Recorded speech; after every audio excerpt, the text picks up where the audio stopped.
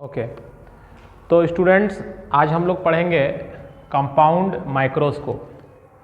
हम लोगों ने प्रीवियस लेक्चर में देखा था सिंपल माइक्रोस्कोप जिसमें हमारा एक ही लेंस रहता था, ठीक है, और वही लेंस हमारा ऑब्जेक्ट के नज़दीक भी रहता था और आँख के भी नज़दीक रहता था, तो ठीक है। और उसमें हम लोगों ने देखा था कि दो केसेस आते हैं। एक केस की फॉर रिलैक्स्ड आई हमारा मैग्नीफाइंग पावर आता है D/F, और जब हमारा हम लोग निकालते हैं कि इमेज जब D पर फॉर्म होता है तो हमारा आता है 1 + D/F। तो आज हम लोग कंपाउंड माइक्रोस्कोप पर चर्चा करेंगे, डिस्कशन करेंगे। देखिए नाम से ही लग रहा है कंपाउंड। कंपाउंड मतलब होता है दो, जैसे आप पढ़े होंगे कंपाउंड सेंटेंसेस, दो सिंपल सेंटेंसेस को हम लोग मिलाते हैं तो उससे कंपाउंड सेंटेंस फॉर्म होता है, ठीक है। तो कंपाउंड माइक्रोस्कोप मतलब दो लेंसेज यहाँ पे यूज होंगे, ठीक है। एक लेंस को हम लोग बोलते हैं ऑब्जेक्टिव लेंस, एक को बोलते हैं आईपीस। ऑब्जेक्टिव लेंस जो होता है वो ऑब्जेक्ट के नज़दीक रहता है और जो आईपीस रहता है वो आपके आई जो ऑब्जर्वर रहेगा उसके नज़दीक रहेगा।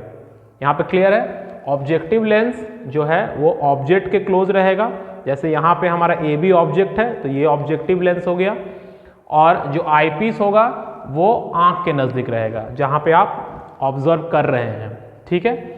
तो चलिए इसका हम लोग मैग्नीफाइंग पावर कैलकुलेट करने का ट्राई करते हैं। जैसे ए बी हमारा क्या है, ए बी यहाँ पे हमारा ऑब्जेक्ट है, ठीक है। अब इस ए बी से एक रे ऑफ लाइट हम लोग पैरेलल भेज रहे हैं, एक रे ऑफ लाइट इसके ऑप्टिकल सेंटर से जा रहा है, ठीक है। तो जो रे ऑफ लाइट पैरेलल जाएगा वो इसके फोकस से पास करेगा, इसका नाम हम लोग दिए हैं FO, क्योंकि ये ऑब्जेक्टिव का फोकस है। तो ये दोनों रे ऑफ लाइट एक पॉइंट पे मीट कर रहा है, यहाँ पे एक हमारा इन्वर्टेड इमेज रेडी हो रहा है, that inverted image is A', B', ठीक है। अब ये जो इन्वर्टेड इमेज यहाँ बना, ये इन्वर्टेड इमेज इस आईपीस वाले लेंस के लिए ऑब्जेक्ट हो गया। जैसा कि हम लोगों ने पहले भी डिस्कस किया है कि जो एक लेंस का इमेज होता है वही दूसरे लेंस का ऑब्जेक्ट होता है, ठीक है। यहाँ से भी रे ऑफ लाइट जा रहा है, मान लीजिए एक ऑप्टिकल सेंटर से गया सीधा निकल गया, एक ऐसे गया पैरेलली तो फोकस से इसके पार करने का ट्राई करेगा, ठीक है। दिस इज फोकस से पार करेगा, ठीक है। तो हम लोग क्या कर रहे हैं, इसको जब पीछे प्रोड्यूस कर रहे हैं तो एक वर्चुअल इमेज रेडी हो रहा है A', B', मतलब जब हम लोग यहाँ से देख रहे हैं तो हम लोग को बेसिकली ये चीज़ दिख रहा है A', B', जो कि एक मैग्नीफाइड इमेज है, जो कि एक मैग्नीफाइड इमेज है, ठीक है, मैग्नीफाइड इमेज है। आपको ये लग सकता है कि सर इमेज तो इन्वर्टेड बन गया, लेकिन देखिए हम लोग देख किस लेंस के थ्रू रहे हैं बच्चों, हम लोग इस लेंस के थ्रू देख रहे हैं, ये हमारा आईपीस है, इसके लिए ऑब्जेक्ट कौन है, A', B' ऑब्जेक्ट है। तो ये जिस तरह से था ये भी इसी तरह से बना ना, ये अगर सीधा बन जाता तब हम लोग बोलते इसको लगता, आईज को लगता कि इन्वर्ट हो गया है, बट आई को तो ये दिख नहीं रहा है, आँख को तो आपका ये दिख रहा है और इसके रिस्पेक्ट में ये इमेज बन रहा है, तो कहाँ इन्वर्ट हुआ, इन्वर्ट तो नहीं हुआ है, ठीक है। चलिए अब हम लोग इसका मैग्नीफाइंग पावर कैलकुलेट करते हैं। What is the magnifying power, जैसा कि हम लोगों ने पहले ही डिस्कस किया है, visual angle formed by final image divided by visual angle formed by object placed at D।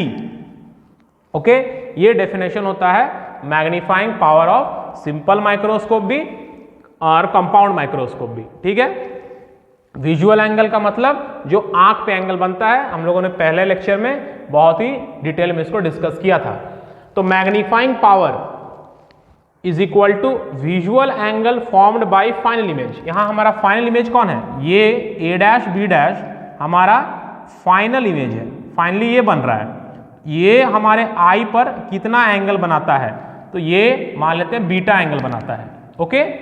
Divided by visual angle formed by object placed at D। जब हम ऑब्जेक्ट को D पे रखेंगे उस समय जो एंगल बनेगा दैट इज द अल्फा। तो यहाँ पे हम लोग ये एंगल को अल्फा ले लिए।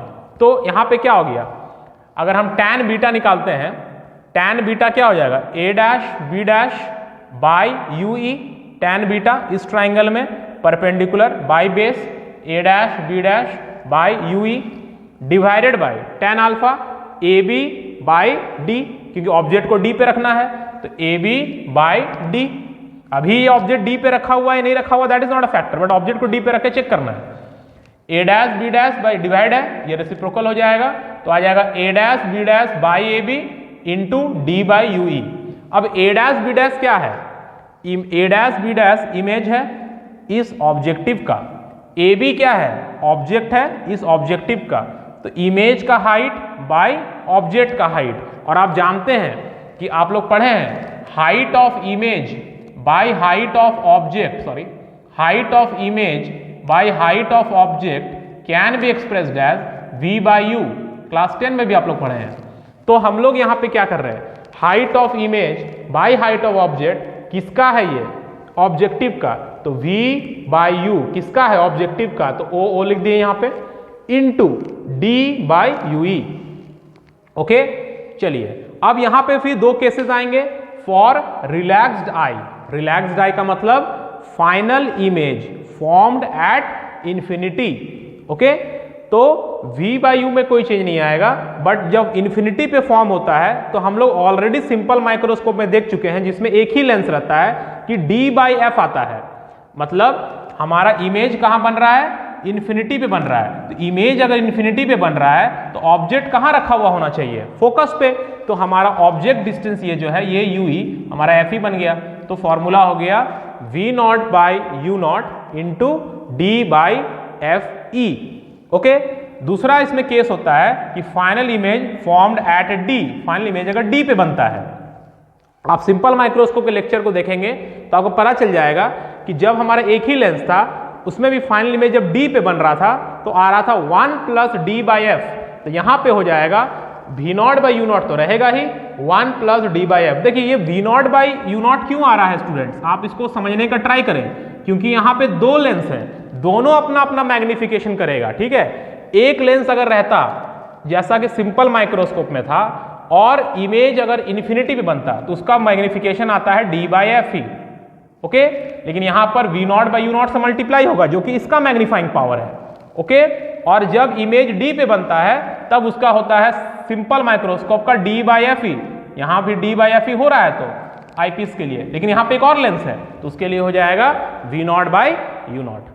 तो आप सिंपल माइक्रोस्कोप और कंपाउंड माइक्रोस्कोप दोनों को देख लिए। आप लोग इसको एक बार घर में खुद से डेरिवेशन कीजिए, डायग्राम प्रैक्टिस कीजिए। ठीक है, बहुत इंपॉर्टेंट है ऑप्टिकल इंस्ट्रूमेंट्स में। नेक्स्ट हम लोग पढ़ेंगे टेलीस्कोप। ठीक है, that will be the last optical instrument for our class 12 syllabus. ठीक है, चलिए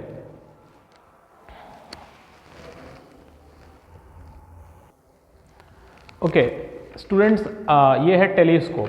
ठीक है, तो टेलीस्कोप से आप जानते हैं कि क्या होता है। ठीक है, टेलीस्कोप में बेसिकली हम लोग स्टार्स, प्लैनेट्स या उस तरह के हेवनली बॉडीज़ के बारे में स्टडी करते हैं। ठीक है, तो टेलीस्कोप जो है वो दो तरह का होता है। एक रिफ्रैक्टिंग टाइप टेलीस्कोप जो मैंने यहाँ पे बनाया है, ठीक है, इसको आप एस्ट्रोनॉमिकल टेलीस्कोप भी बोलते हैं, एस्ट्रोनॉमिकल टेलीस्कोप भी बोला जाता है।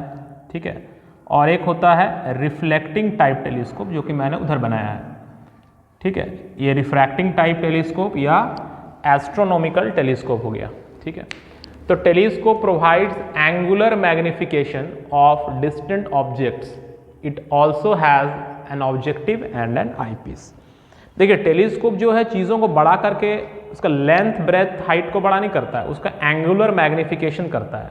और जब एंगुलर मैग्निफिकेशन बड़ा होता है ना तो उससे क्या होता है, चीज़ें हम लोग को पास नज़र आने लगती हैं। ठीक है, तो ये होता है टेलीस्कोप का फंक्शन। आपको याद रखना है कि it provides angular magnification, angular चीज़ों को बड़ा करके दिखाता है। ठीक है, जो एंगल सबटेंड होता है वो बड़ा दिखता है, तो वो चीज़ें नज़दीक नज़र आती है। ठीक है, the objective has large focal length. यहाँ पे जो ऑब्जेक्टिव है उसका फोकल, आप देखे होंगे कंपाउंड माइक्रोस्कोप में जो आईपीस था उसका फोकल लेंथ इधर था और जो ऑब्जेक्टिव था वो इधर था, वो छोटा था ये बड़ा था। ठीक है, जस्ट उसका रिवर्स यहाँ पे डायग्राम है। ठीक है, तो इसका फोकल लेंथ बड़ा होगा। ठीक है, और इसका एपरेचर भी बड़ा होगा। इसलिए एपरेचर बड़ा होगा क्योंकि लाइट जो है बहुत दूर से आ रहा है ना। लाइट कहाँ से आ रहा है? ऑलमोस्ट फ्रॉम इन्फिनिटी से आ रहा है जब हम लोग टेलीस्कोप का बात कर रहे हैं। तो जब लाइट इन्फिनिटी से आ रहा है तो जो लेंस है उसका गैदरिंग पावर ज़्यादा होना चाहिए, ज़्यादा लाइट को वो गैदर कर सके ताकि जो इमेज बने उसका इंटेंसिटी ज़्यादा हो। अगर उसका गैदरिंग पावर कम होगा तो लाइट कम गैदर करेगा और जो इमेज बनेगा वो बहुत डल दिखेगा, उतना शार्प इमेज नहीं बनेगा, बहुत ज़्यादा इल्यूमिनेटेड नहीं रहेगा। इसीलिए इसका एपरेचर ज़्यादा रखा गया कि मैक्सिमम लाइट को ये गैदर कर सके। और हम लोग जानते हैं कि जब इन्फिनिटी से लाइट आता है तो रेज पैरेलल आता है, पैरेलैक्सियल रेज होता है और वो फोकस पे ही मिल गया। तो यहाँ पर फोकस पे इसका इमेज बना, this is FO means focus of objective. अब यहाँ पे जो इमेज बना वो इसके लिए ऑब्जेक्ट हो गया, फिर यहाँ से भी एक पैरेलल रेज गया, एक ऐसे रेज गया, और जो पैरेलल रे जाएगा वो इसके फोकस से पार करेगा, है ना, जो भी रे पैरेलल जाएगा फोकस से पार करता है, इसके फोकस मतलब FE से पार किया और इमेज बनेगा और हम लोग को इमेज दिखेगा। ठीक है, ये होता है एक एस्ट्रोनॉमिकल टेलीस्कोप का। अब यहाँ पे हम लोग मैग्नीफाइंग पावर इसका निकालेंगे, तो यहाँ पे डेफिनेशन में थोड़ा सा चेंजेस होता है, यहाँ पे D नहीं होता है। क्यों D नहीं होता है? क्योंकि इमेज D पे नहीं बनाना है हम लोग को। ठीक है, यहाँ पे इमेज जो है वो कहीं पे बन जाए हमको दिखेगा, क्योंकि बहुत दूर से वो लाइट आ रहा है। तो visual angle by the image by visual angle by the object, simple ये डेफिनेशन होता है। यहाँ डी का कॉन्सेप्ट नहीं होता है, मतलब ऑब्जेक्ट जो एंगल बना रहा है, जैसे अल्फा एंगल बना रहा है, और इमेज जो एंगल बना रहा है दैट इज बीटा एंगल बना रहा है। क्योंकि ऑब्जेक्ट का ये है, ऑब्जेक्ट यहाँ पे अल्फा एंगल बना रहा है तो वर्टिकली ऑपोजिट से ये भी अल्फा हो जाएगा, और इमेज जो एंगल बनाएगा ये रे इमेज के पास जा रहा है, इमेज का फॉर्मेशन होगा, इमेज बीटा एंगल बना रहा है तो बीटा बाय अल्फा। तो फिर हम लोग टैन लगाते हैं, दिस कैन बी अप्रोक्सीमेटली, क्योंकि एंगल छोटा है ना इसीलिए हम लोग बीटा बाय अल्फा को tan beta by tan alpha भी लिख सकते हैं, बिकॉज एंगल्स आर स्मॉल। तो टैन बीटा क्या हो जाएगा ये। अब यहाँ पे देखिए इसका हाइट अगर हम लोग h लेते हैं तो ये तो पैरेलल गया तो ये भी तो h हो जाएगा, ये वाला भी तो h हो जाएगा। तो टैन बीटा h बाई ये, तो ये डिस्टेंस कितना होगा इसका फोकल लेंथ, तो h बाई FE, और टैन अल्फा क्या हो जाएगा h बाई F0, तो HH कैंसिल हो गया, F0 by FE। This is the magnifying power of a astronomical telescope. ठीक है, FE जो है देखिए यहाँ पे मैंने लिख दिया, FE should be smaller than FO। FE छोटा होना चाहिए क्योंकि ये छोटा होगा तभी मैग्नीफाइंग पावर ज्यादा आएगा।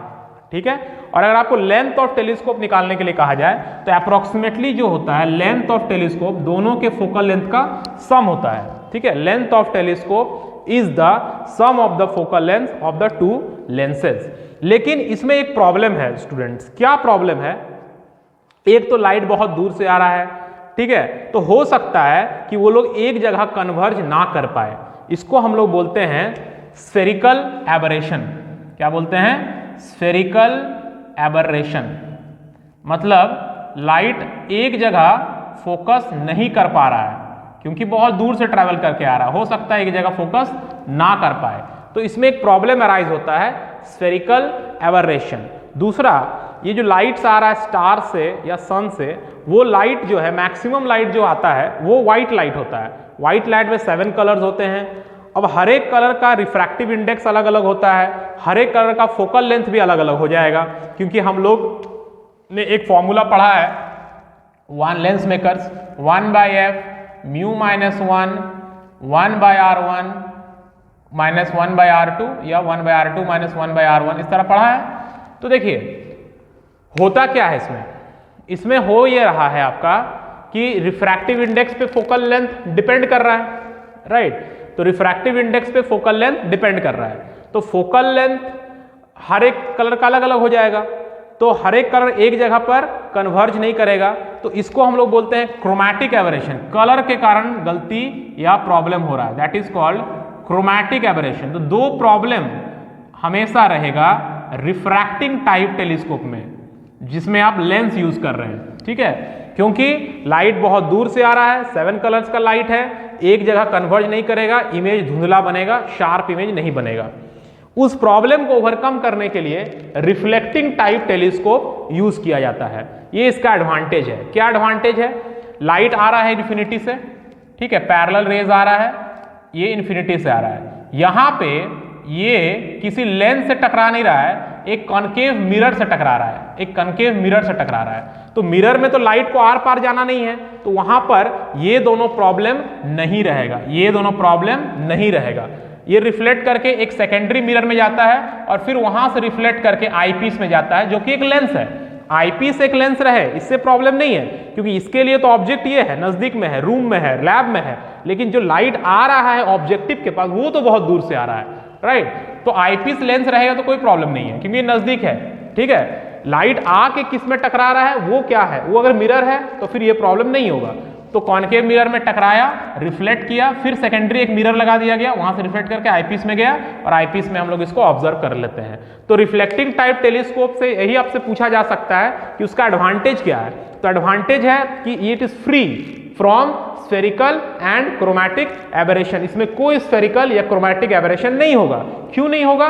बिकॉज यहाँ पे जो हमारा ऑब्जेक्टिव है, यहां मैंने लिख भी दिया है, वो ऑब्जेक्टिव एक कॉनकेव मिरर है, वो एक लेंस नहीं है। लेंस में ये प्रॉब्लम्स होते हैं, ठीक है। तो ये रहा आपका total optical instruments. Previous class में हम लोगों ने सिंपल माइक्रोस्कोप के बारे में बात किया, आज हम लोगों ने कंपाउंड माइक्रोस्कोप और टेलीस्कोप के बारे में बात किया। आप लोग जो भी नोट्स है उसको अच्छे से लिख लीजिए, ठीक है। आप डेरिवेशंस कर लीजिए। उसके बाद अगर किसी को कोई प्रॉब्लम आ रहा है, कोई डाउट आ रहा है, तो आप मुझसे पर्सनली बात कर सकते हैं, उनके डाउट को हम लोग सॉल्व करेंगे, ठीक है। तो मैं ये ऑप्टिकल इंस्ट्रूमेंट्स खत्म हो गया और फिर हम लोग नेक्स्ट लेक्चर्स में आगे के टॉपिक्स में जाएंगे, ठीक है। Thank you and just if in case of any doubts do contact me. Bye.